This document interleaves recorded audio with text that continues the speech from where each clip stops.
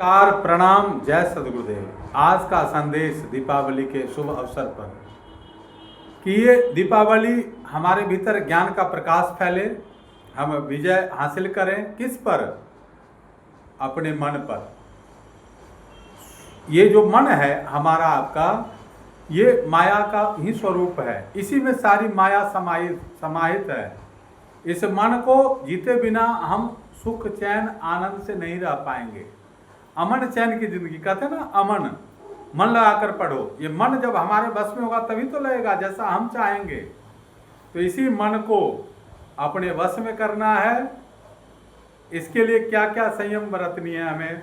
आहार शुद्ध रखना है, विचार शुद्ध रखना है, श्रेष्ठ संगति में रहना है, अच्छे ग्रंथ को हम उसका श्रवण करते हैं, पठन पाठन करते हैं, जिससे हमारा मन क्या होता है? निर्मल होने लगता है। निर्मल मन जन सो मोहि पावा, मोहि कपट छल छिद्र न भावा।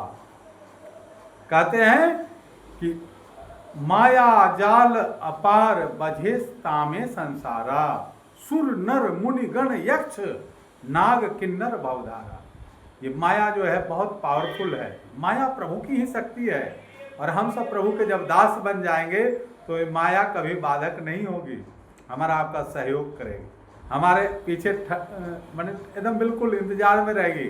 जैसे कहते हैं ना कि माया हमारा नौकर है, सेवा करने के लिए है, और वो मालिक जब बन जाएगा तो क्या होगा? आप ही के ऊपर नाचेगा।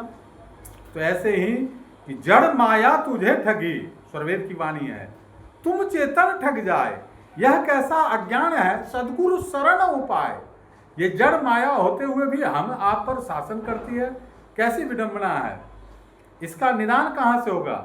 इसलिए सद्गुरु के शरण में आना पड़ेगा। कहते हैं कि हरि से जन तू नेह कर कर हरिजन से नेह, माल मुलुक हरि देते हैं, हरिजन हरि ही दे। हरिजन यानी संत सद्गुरु के शरण में जब रहेंगे तो परमात्मा को ही दे देंगे, उन्हीं का अनुभव करा देंगे। कहते हैं रामचरितमानस में भी कि बिन गुरु भव निधि तरई न कोई, जो विरंज शंकर सम होई। तो करता करे नहीं कर सके, गुरु करे सो होय। तीन लोक नवखंड में गुरु से बड़ा न कोई। गुरु विशाल शक्ति को धारण किए रहते हैं, साक्षात ब्रह्म के स्वरूप हैं, चलते फिरते तीर्थ हैं, जंगम तीर्थ। और उनके संपर्क में कहता कि आ गया संपर्क में जो धन्यता पाई उसी ने, तुम देते विविध सदाफल थे, था नाम सदाफल है इससे, कृतकृत्य न तुमसे कौन हुआ, हे सदगुरुदेव मिले जिससे। क्यों? क्योंकि सदगुरुदेव का अपना अनुभव है।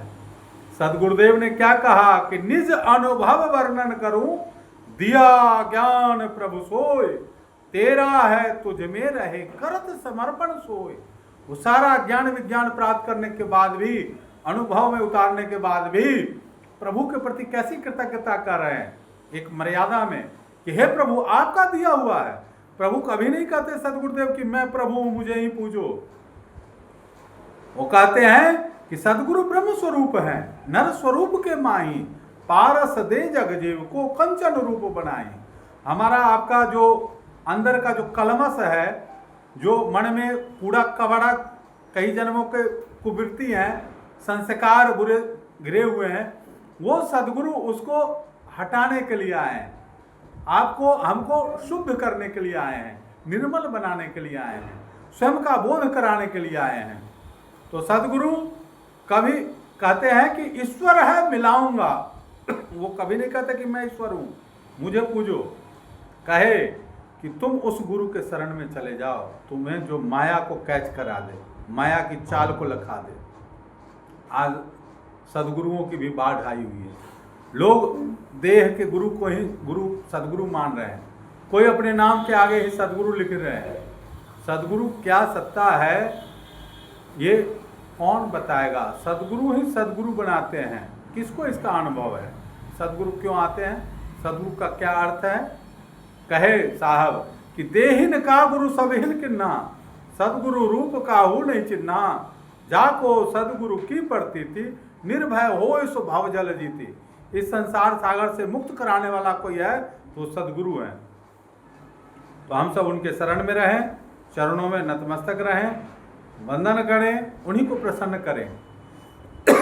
सदगुरुदेव ने क्या त्रिवेणी बताई है? साधना, सेवा और सत्संग। अद्भुत त्रिवेणी है ये। त्रिवेणी में जब तक हम स्नान नहीं करेंगे, साधन सेवा प्रथम है, सेवाहीन न ज्ञान, भक्ति मुक्ति पावे नहीं, यह स्वामी वरना। सेवा करना है, सत्संग करनी है हम सबको, और फिर साधना। सेवा, सत्संग और साधना। सेवा और सत्संग का जो फल है साधना में, आपको उसका अनुभव मिलेगा। अनुभव करो, चूंकि ये ज्ञान ही है, अनुभव गति का पंथ है, बूझत बूझत बूझ साहेब अनुभव गम्य है, सूझत सूझत सूझ। यहाँ बूझ सूझ का मामला है, थ्योरी एंड प्रैक्टिकल। बूझ यानी बुद्धि विवेक सब जागृत हो गया, सूझ यानी अंतर्दृष्टि हो गई, चेतन दृष्टि हो गई, दिव्य दृष्टि की प्राप्ति हो गई। सदगुरुदेव की चेतना उनके आंखों से, नखों से, मुख से, रोम रोम से निकलती है। उसका अनुभव कौन कर पाता है? जो सदगुरु के चरणों का अनुरागी है, जो सदगुरु पर पूर्ण विश्वास रखता है। भक्ति बिनु विश्वास न भक्ति है, बिनु विश्वास न नाम, बिनु विश्वास न ज्ञान है, सिद्ध न कौनो काम। बिना विश्वास के कोई भी काम नहीं होगा। जैसे भी किसी काम में करते हैं हम पूरा विश्वास के साथ, चाहे वो किसान हो, डॉक्टर हो, इंजीनियर हो, जो कुछ भी, पॉजिटिव सोच के साथ, बी पॉजिटिव, थिंक पॉजिटिव, सबका भला सोचिए। संसार सागर से निकलना है तो दूसरों के सिर पर पैर रखकर नहीं निकलना है, सहारा देते हुए निकल जाइए। आप ऊंचे हैं तो दूसरों को भी ऊंचा बनाने का ऊंचा खींचिए, प्रयास करिए। परोपकाराय पुण्याय पापाय पर पीड़नम परहित सरिस धर्म नहीं भाई। अरे कौन सा संप्रदाय है, कौन सा मत है, कौन सा पंथ है जिसमें दूसरों को पीड़ा देकर के हम सुख की आनंद की अनुभूति कर सकते हैं? जीवों की बलि देकर के हम अपने आप को सुधा के तृप्ति और अंत में सोचते हैं कि वो हमें मुक्ति और भक्ति का साधन बनेगा? नहीं, कदापि नहीं हो सकता। इसलिए हम सब अपना आहार शुद्ध करें, विचार शुद्ध करें, श्रेष्ठ संगति में रहें और सदगुरु के प्रति नतमस्तक रहें। सदगुरु ये नहीं कहते कि मेरे चरणों में लेटे रहो, पैर छूने के लिए तो समय ही नहीं मिलता। सदगुरु के चरणों में श्रद्धा का, विश्वास का मतलब क्या है? वो जो बताते हैं, जो ग्रंथ लिखे, जो स्वरवेद है, उस सिद्धांत पर चले। अपना जीवन कहे कि मनुष्य सज्जन जानिए, जाके हृदय सद्गुण बसे, जीवन सदा उपकार में, सत्य दया जिसमें लसे। हम योग करते हैं, योग का क्या कर रहे हैं? योग के नाम पर योग का तो उपहास ही करें। योग के 8 अंग महर्षि पतंजलि बताए। हम 5 यम जानते नहीं, सत्य, अहिंसा, आस्तेय, अपरिग्रह, ब्रह्मचर्य। यम है, नियम है, आसन है, प्राणायाम है, प्रत्याहार, धारणा, ध्यान और समाधि। 8 अंग योग के हैं। योग चित्त वृत्ति निरोधा, चित्त में अनेक जन्मों के कुसंस्कार भरे हुए हैं। कौन निकालने वाला है, कौन बताने वाला है? पहले तो हमें क्या बुराइयां हैं यही कोई नहीं बताता है। कोई बताता भी है तो संदेश मूलक नहीं, द्वेष मूलक, बोलने का उसका ढंग नहीं है। ऐसा बोलता है जिससे आपका दिल दुख जाता है। सत्य बोले, प्रिय बोले, अप्रिय सत्य भी नहीं बोले, प्रिय असत्य भी नहीं बोले। असत्य हो और वो प्रिय बना करके झूठ कपट का बिल्कुल साम्राज्य नहीं चल सकता। झूठा अभिमान जो है, मिथ्या अभिमान है, इससे हम सबको ऊपर उठना है, उपरम होना है। तो आज बहुत ही अद्भुत कृपा है। दीपावली के विशेष अवसर पर हम सब के अंदर वो ज्ञान का प्रकाश जगे है ही। अगर प्रयास करके कोई भक्त अगर अपने मनमुखी होकर के स्वयं से करता भी है तो ये जो नाना जो इंद्रिय है, 9 द्वार संसार के, जिधर से जो विषय रूपी बयार आती है तो देवतागण क्या करते हैं? वो दरवाजा खोल देते हैं। आप इसको पढ़िएगा उत्तरकांड में, काकभूषुंडी जी और गरुड़ जी का संवाद है। माया को भेजती है प्रबल, एक से एक रिद्धि सिद्धियां आती है। तुम इसको छू दोगे ये हो जाएगा, तुम इसके मन की बात जान जाओगे, वो उसी में लोग बह जाते हैं। तो हम सबको इस प्रलोभन से भी बचना है और अपनी इंद्रियों को अपने वश में रखना है। इंद्रियों का स्वामी मन पर बुद्धि, सारथी जो है मजबूत सारथी चाहिए, दृढ़ सारथी चाहिए, जो हमारे घोड़े जो है इधर उधर नहीं भागे। हम ओवरटेक हो गए किससे? जो हमारा ब्रह्मांड है ऊपर, नीचे पिंड है, पिंड ने ब्रह्मांड को ओवरटेक कर लिया है। कैसी विडंबना है! जड़ माया हम सबको ठग लिया है। इसीलिए इसका निदान, इसका जो इलाज होगा, समुचित इलाज, इस सदगुरु वेद वचन विश्वासा, संयम यह न विषय कर आशा। मानव जन्म मिला, देव दुर्लभ मानव जीवन मिला, देवता लोग ललायित रहते हैं, इसमें आकर के भी और हम वही आहार निद्रा भय में तुलंच सामान्य में तत् पशु भी नराना, धर्मो हिते साम अधिको विशेषो धर्मे नहीं ना पशु भी समाना। तो हमें और पशु में क्या अंतर रह जाएगा?